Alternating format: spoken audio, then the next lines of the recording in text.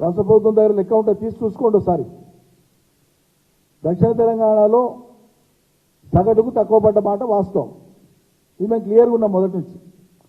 దాన్ని దృష్టిలో పెట్టుకొని గోదావరి నీళ్లను సహేతుకంగా వాడమని సూచన చేసినాం. మీరు పెడచెవిన పెట్టిండ్రు, పట్టించుకోలే. మరి ఇదే ప్రకృతి వైపరీత్యం మూలంగానే అంతకుముందు ఏడాది 125 సంవత్సరాలలో రానంత ఉధృతి, వరద ఉధృతి గోదావరికి వచ్చి, ప్రాణహిత గోదావరి కలిపి అన్ప్రెసిడెంటెడ్ ఫ్లడ్ అది. అంత వచ్చిన కారణంగానే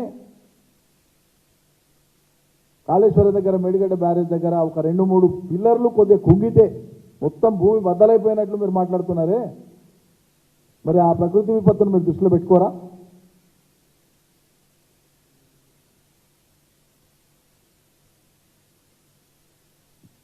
ఎంతసేపు కేసీఆర్ను బదనాం చేయాలి, నీళ్ళు ఎత్తిపోయకుండా ఉండి రైతులకు ఇక్కట్లు కలిగినా పర్లేదు అనేటువంటి ఒక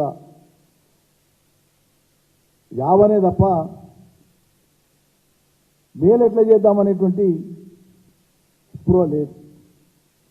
ఇలా మీరు నది మేడాల నుంచి ఎత్తిపోసేటువంటి పని 3 నెలల కింద చేస్తే ఏమవుతుండే? ఇదే మంత్రి, ఇదే అధికారులు కదా అప్పుడు కూడా. ఈ సోగి ఎక్కడ పోయింది మరి? ఈ నిర్లక్ష్యానికి, బాధ్యత రహితానికి మూలం ఎవరు చెల్లించాలి? రైతులు చెల్లించాలనా?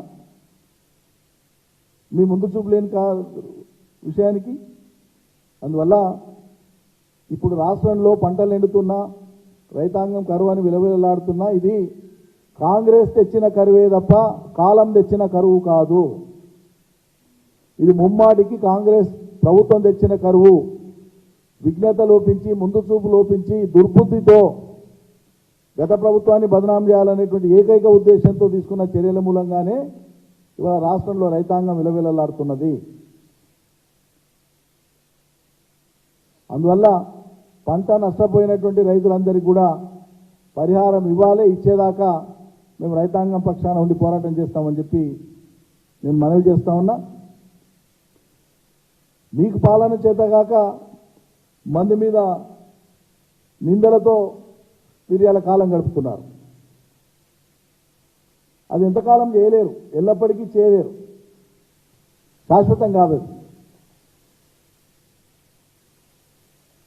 పరిష్కారం చూపాల్సి వస్తుంది ప్రజల సమస్యలకు. 1 రోజు, 2 రోజులు, 3 రోజులు మాటలతో, రాజకీయ చేరికలతో, ఇతరతర సంచలనాలతో మీరు దృష్టి మరల్చవచ్చేమో కానీ అంతిమంగా ప్రజల కోరిక నెరవేరేదాకా అయితే గూడు కట్టుకుంటున్నటువంటి అసహనానికి మీరు ఏం జవాబిస్తారు, ఏం మందిస్తారు? ఖచ్చితంగా చేయాల్సిందే కదా.